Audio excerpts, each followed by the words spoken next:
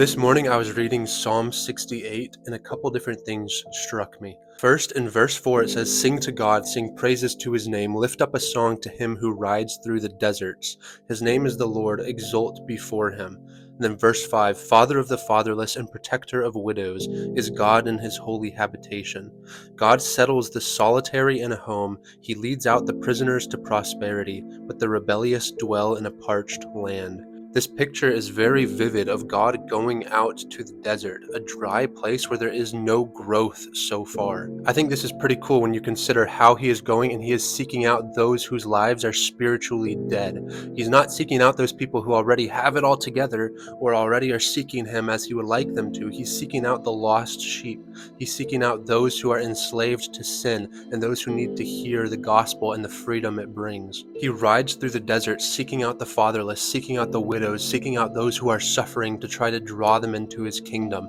And that is just such an amazing thing about our God. If you look at any other religion, their gods are not seeking out those people that are disobedient, those people that are far from him. Their gods don't do anything like seeking out a lost sheep. Our God, out of love for us, is willing to seek us out even in the midst of our sin. And look, he leads out the prisoners to prosperity. When God goes through the deserts, I believe there are two kinds of people. There are people who are spiritually dead because they are enslaved to some kind of sin or various kinds of sin more likely. And then there are people who are intentionally rebelliously living in sin. And they are not enslaved, but they make that choice to live in sin rather than to follow God. Maybe they've already heard the gospel, maybe they just don't care, but they are not going to follow God even after he seeks them out. As opposed to the prisoners whose chains are broken by God's salvation and who are led out of the desert and into spiritual life. Verse 9 is also beautiful. It says, "Rain in abundance, O God, you shed abroad. You restored your inheritance as it languished. Your flock found a dwelling in it. In your goodness, O God, you provided for the needy." So in this desert land, this place of spiritual death, God brought rain to bring life. He provides life even when there is none to begin with. These people living in spiritual death, they don't deserve anything, just like none of us deserve anything from God. But God still brings rain. He still brings them what they need, and he provides for them. In fact, God specifically seeks out the needy. Like I mentioned with the lost sheep, God seeks out those people who need him the most, who need a change in their lives. He doesn't wait and make them approach him first. And then in the Gospels, he's always talking about providing for the poor, the hungry, the widows, the orphans. And remember what I said about the rebellious?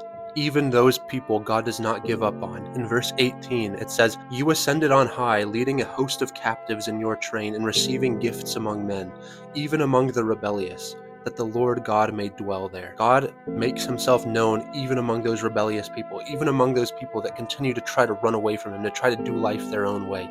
He still keeps trying and keeps entering into their lives and trying to speak to them, sending people, sending his spirit. This just reminds me of another place in the Bible where it says, "No one is without excuse." That verse can be a little bit hard to comprehend sometimes, but the fact is God is relentlessly seeking out the rebellious, the lost, the spiritually dead, constantly.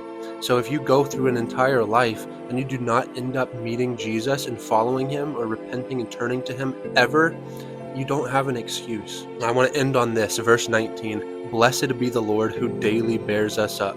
God is our salvation."